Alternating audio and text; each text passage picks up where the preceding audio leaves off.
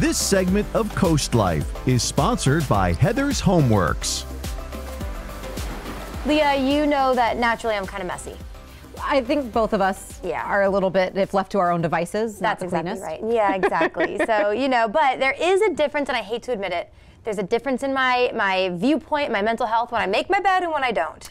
Yeah. Exactly. I always think it doesn't make a difference. It kind of does. It does. So maybe you feel that way too. Or maybe you're having trouble starting to clean your home and you're feeling just a little all over the place. That's okay. We have the expert, Heather with Heather's Homeworks, is here today to talk to us. Thanks for being here. Hi, ladies. How are you? We're good. So I love this topic we're talking about, kind of how the cleanliness of your home and your productivity affects your mental health. Why was this an important topic for you to talk about today? It was important for me because I actually suffer from some of these ADHD and OCD mental health illnesses that people are getting more and more ready to talk about out loud. And some of it affects us in big ways and some of it affects us in small ways.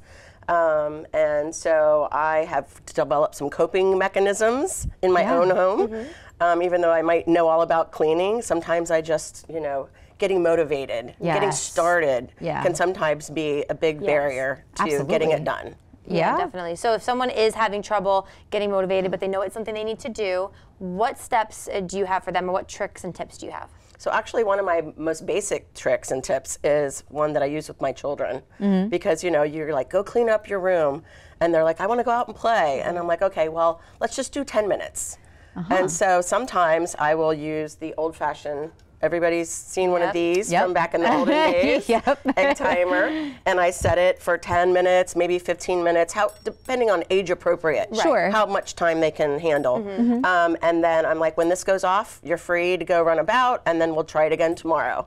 And that way, incrementally, the things are getting done, but it doesn't feel overwhelming to them. Yeah, exactly. Yeah, just one little chunk at a time. I know that's a trick that you've used. Yeah, I was just telling you, if there's a time, I'm talking like maybe you have guests coming, and it's one of those things where you really have to clean the whole house and do laundry and change the beds. I'll do like a 10-minute timer for each room, and that way at least I know I got like something done in each room, and you're not running all over the house and getting everything messed up, you know? Yeah, well, because I think sometimes it's so overwhelming, you don't know where to start. Time management can be hard for a lot of people, so I think just knocking out 10 minutes at a time is a great way to start. And again, you kind of get that little motivation. You clean for 10 minutes, you're like, you know what, maybe I can keep going. Maybe I can clean a little bit more. And at the end of the day, you're like, I got something done, like we were saying. Right, yeah. I have had a load of laundry on my bedroom chair for like 2 days.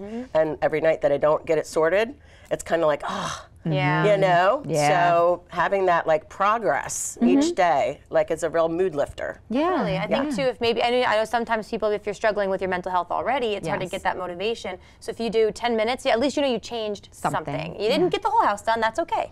Yeah, and if they want to get the whole house done, they can call you.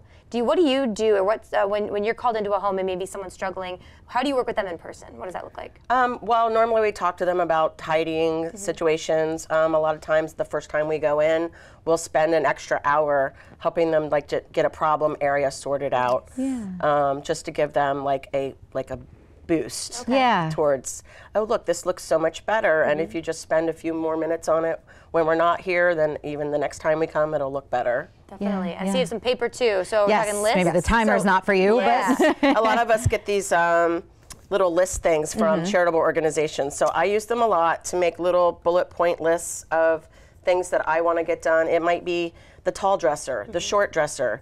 It might just say like the kitchen silverware drawer, you know, just little chunks that you can get done in a short amount of time. But when you check it off your list, you feel so much better. One of my other best tricks is if you have a good girlfriend or a sister or aunt or something, I will call on people to come over and like help me out, and then I will go help them out. I'm like, I just, you know, sometimes if you have someone standing there with you, it like makes you get it done. An errand buddy. Oh yes. Having someone just sit in your room, even if they're not helping, if they're just on the phone. Just talking to you. I do that with my sister all the time. Exactly. So call on your friends, because also talking about mental health, being around your friends normally is a mood lifter. You know, they're the people that we love, that we want to be around. That's why they're our friends. And so just spending even that time with them is like a double whammy. You're getting your chore done, and you're spending time with someone that you love and you care about. People say it takes a village, and then sometimes we don't act like it. That's true. Exactly. We have to call on that village. Exactly. The good thing is too, teachers can call on you guys. What do you have going on there? So last week was Teacher Appreciation Week nationally, And we were fortunate enough to be able to offer one of our local teachers at Lord Baltimore Elementary a free year of cleaning services for the 24-25 school year. Wow. Oh, that's awesome. Yeah, Miss Court Valisi teaches 3rd grade at Lord Baltimore Elementary. And she's been doing it for 12 years. Aww. And she told me when the principal told her that we were going to offer her a free year of cleaning that she thought she was being pranked. So we were so glad to meet her and her students. And they were all excited for her. Yeah. And she said that they made it possible for her to be the best teacher. Oh, that's awesome. I love that you did that. You know that teachers work so hard and wanted to give back. That's incredible. Yeah, you know, you have a lot of first responders that are getting things, and teachers are also on that list. Yeah. And sometimes I think maybe they get overlooked. Sure, of course, definitely. So I think a lot of people are going to like hearing about this. We can all relate to that mental health aspect with cleaning, and you just feel better. So if they want to call on you for some help, and maybe you're not struggling, but you just need a deep clean, how can they get in touch with you? They can go to our website, which is heathershomeworks.com. They can call our office. The number will be listed on the site.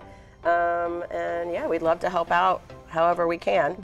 You guys are fantastic. I love it. And there's no judgment, guys. No. Listen, we all are messy. Call Heather, please. I have your number on my phone, on my desk, though. I need to call you to come to my house. So, all right, thanks for being here today. Thank you so much. We appreciate it. All right, guys, a little more CoastLife's coming your way, so stick with us. We'll be back in a couple minutes.